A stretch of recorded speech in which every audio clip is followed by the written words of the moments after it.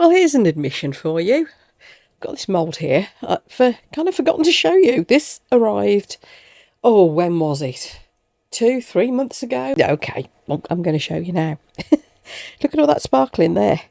I think it's a pumpkin. It's one of those beautiful handmade moulds from Into Resin. This is a posh mould indeed. Glitter. That's incredible, isn't it? And this one I'm kind of going to do in memory of my gran.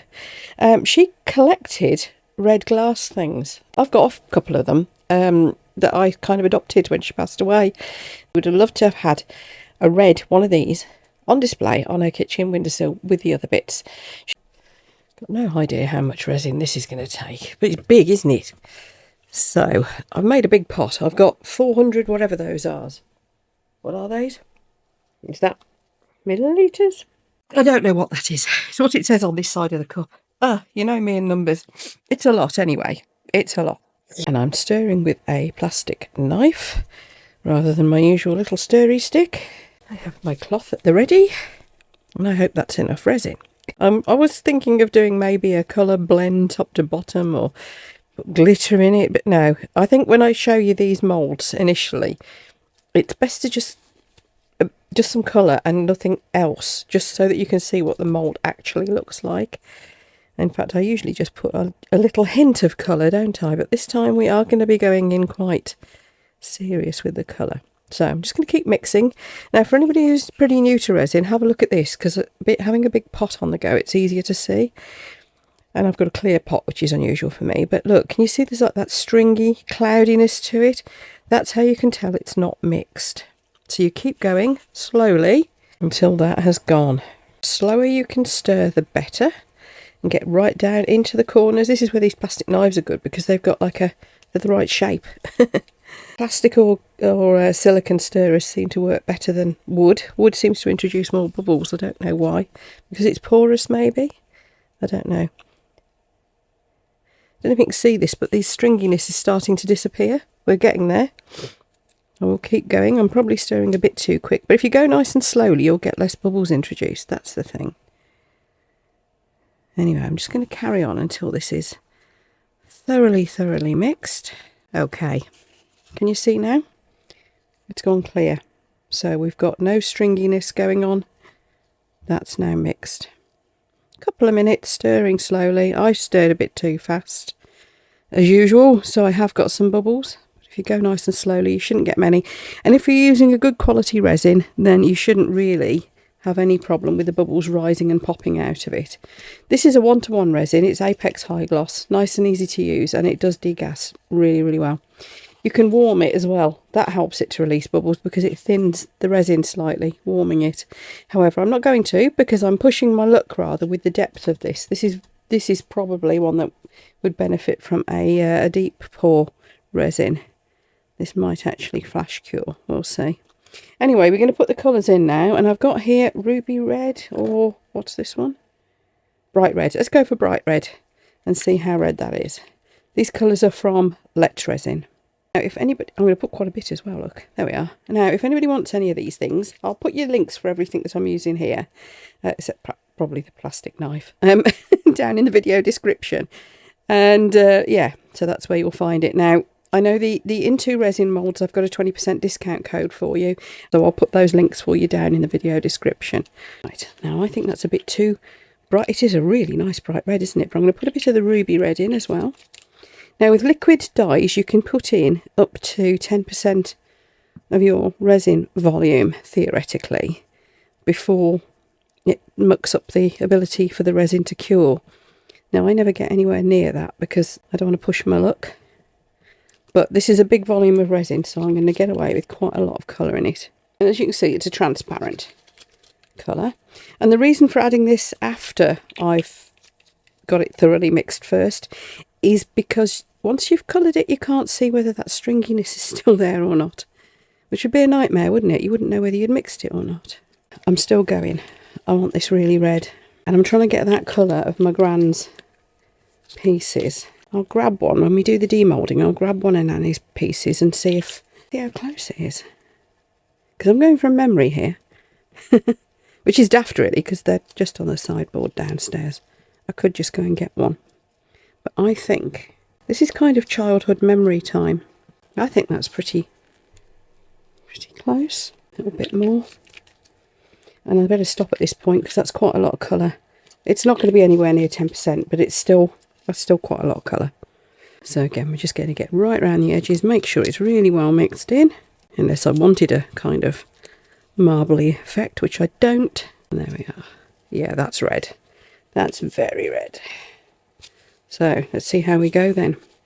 Now, these moulds, don't go using heat guns on them. Don't spray alcohol in them. They are high quality, posh moulds made of the most beautiful silicone by hand, and very often the originals are handmade as well. You don't want to damage them, basically, so don't go spraying alcohol on them. I have seen people spritz the surface afterwards. I'm just trying to squish out and make sure there's no bubbles trapped in there. I have seen people spritz the surface afterwards. I refrain from doing that as well, to be honest, because, you know, you don't want this part of the silicone damaged either. Now, on cheap moulds, I don't worry too much. I'd quite happily spritz them with alcohol and torch them and all sorts.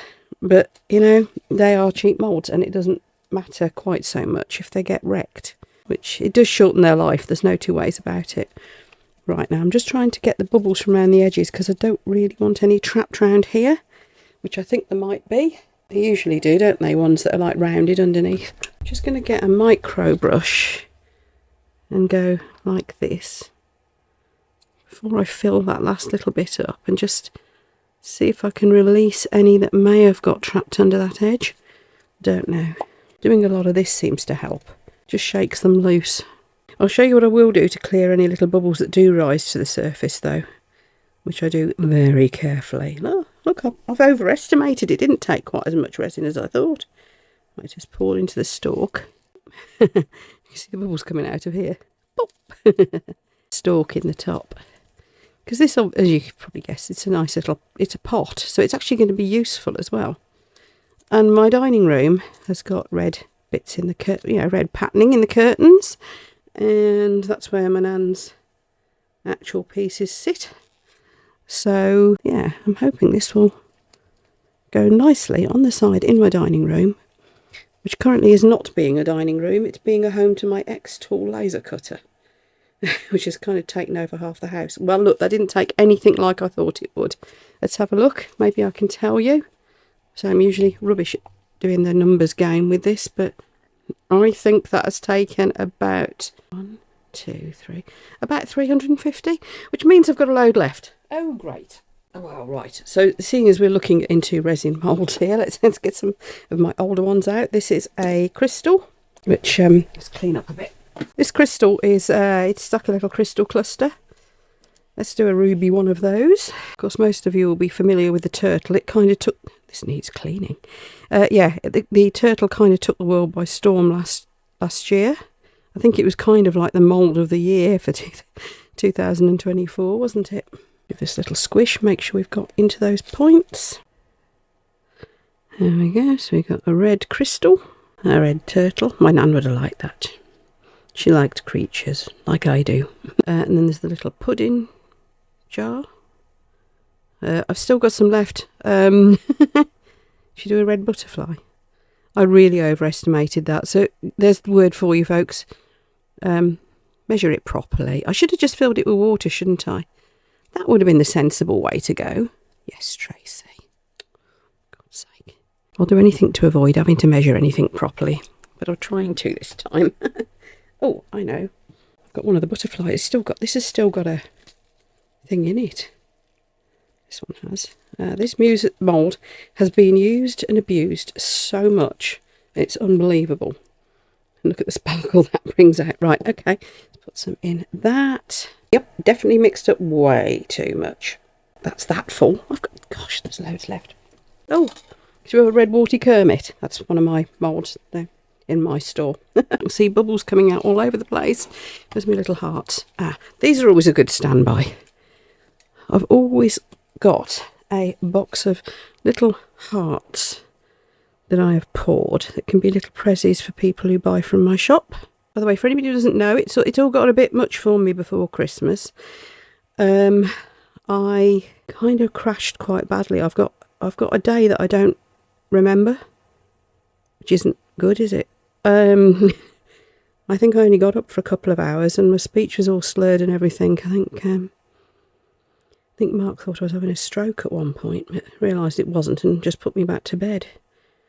So anyway, one thing or another, I've closed down my eBay shop and I'm just going to have my little store on Shopify going forward. Trying to simplify things, trying to cut back, trying not to make myself ill again. I made way too much, didn't I? Way too much. So anyway, yes, forgive me if my videos are a little bit erratic and I say to you I'm not putting out a video and then suddenly I do. I'm trying to relax and play it by ear because that really wasn't funny and I think it had been brewing up for a while, which is just stupid, isn't it? I shouldn't be letting myself get into that state. Sounds like everybody else had noticed it was coming except me. Anyone watching it this later, I'm filming this in January 2025. Just in case you're wondering what day it is. Which I do all the time. I'm always wondering what day it is. Don't know whether there's enough left in this pot to do this last little butterfly, but I'm going to try. Right, I'm just going to leave all these, but as soon as I've finished dribbling out what's left in this pot, I'll show you what I meant about the removing the surface bubbles in a more safe, less mould damaging fashion. So this is what I would use.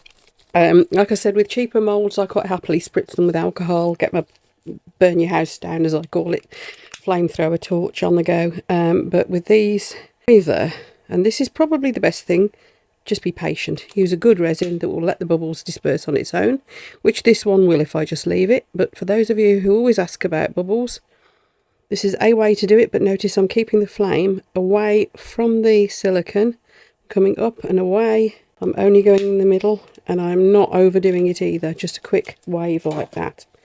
At an inch or so above the surface, maybe inch, yeah. And just, not even, well, half an inch. It just draws the bubbles to the surface and releases them from the surface tension. Okay, but like I said, with these moulds, because they are so precious, I would suggest, unless you really know what you're doing, just don't. Just put up with any bubbles that come to the surface and let's face it, it's going to be the bottom. So who cares? Right, I'll see you later when these are all ready to demold. Oh gosh, that got out of hand, didn't it? Considering I was only meant to be making this. I got a bubble. Oh well. So let's get these hearts out. First of all, I think I'm miles off with this colour. A little bit of trimming to do there. Aren't they cute? Yeah, could have gone in a lot deeper with that colour, I think. Looks like I overspilt a bit on these as well. A little bit of trimming to do. Nice. Right, let's work our way through. Come to the pot last because that was the one I was worried about trying to get the colour right. And like I said, I've been and fetched one of my nan's red things from downstairs. Oh, isn't that nice? I've not done a red one from that mould before. Lovely. Where should we go next? Let's have the little crystal. Yeah, again, I definitely could have gone darker with the red, but it's still lovely, isn't it? Yes, I'm going to do some mould cleaning in a bit. Let's have the butterfly. Here he comes. Oh, look at the sparkle. Ooh, turtle. Everybody loves the turtle, don't they? Again, I've got a little bit of trimming to do. Snip that off. Everybody's not seen removing of extra overspill bits before. You can very often just do it with scissors, or these are precision cutters. Deburring tools. Craft knife if you're careful. That sort of thing. And yeah, just going around with a nail file works really well too. Take any last little sharp bits off. But there we are. I'm tidied up. Lovely. Butterfly and bow. Oh, I say, isn't that lovely? I keep meaning to do a thing to go in my hair with these. Do love that little butterfly. Sparkle. Insane sparkle. Pudding jar. Yes, it's a shame I did leave a couple of bubbles in these. Really should have paid attention, but I don't think it'll matter. That actually looks like it's deliberate, that one, doesn't it? Sparkle. A little bit to trim off on the edge there. Let's just do that while I'm thinking about it. Lovely. I might, actually, stick that little butterfly on the top. Don't know. Isn't that adorable? Let's do my Kermit. Now this should be, yes, it's the warty one. There we are. We've got a red Kermit. Shiny eyes, shiny warts. Finished body. Haha. Right, now onto the main event. Now, it's a shame about that bubble, but it's going to be on the inside of the lid. I could always sand it off, I suppose. But I'm not that bothered as it's on the inside. Oh, look at that. Would you believe a silicone mould can make that much sparkle? Here we go. Trick for you, if you get one of a pot type mould, so it's got the centrepiece and you can't get it off because it's suctioned itself on, just twist. And there you go. Out it comes. Oh, I say, look at that. Now, look at the inside, even sparkly. Isn't that lovely? Oh, okay. There is a little notch somewhere. There it is. See, there's a little notch there and a little notch there. So you know where to seat the lid. Isn't that gorgeous? What I say. And yeah, let's see how close I got to my nan's colour from miles off. It's much darker red, isn't it? I'll try that next time. But that is one of my nan's little vases. Is it sweet? It's probably the only vase I own, actually. Might be. Put that back safe. So there we are. We have a lot of sparkliness. But the main thing was to show you this mould, because I've had it, as I said, for a while, and I had been meaning to show it to you and just completely forgot about it. So there it is. It is meant to be a pumpkin. I think that would get away with being recognised as an apple, maybe. I don't know. But it's just a beautiful sparkly thing and a useful thing, being a little pot too. Now, of course, you could go around and decorate and highlight some of these shiny bits, but I'm just going to leave it as it is because I just love that sparkle. So, if you like this video, folks, thanks for watching. Then, of course, there's a whole load more videos like this on my channel. You might like this one that will be coming up here shortly, so watch on and enjoy. Take care, everyone. I'll see you for the next one.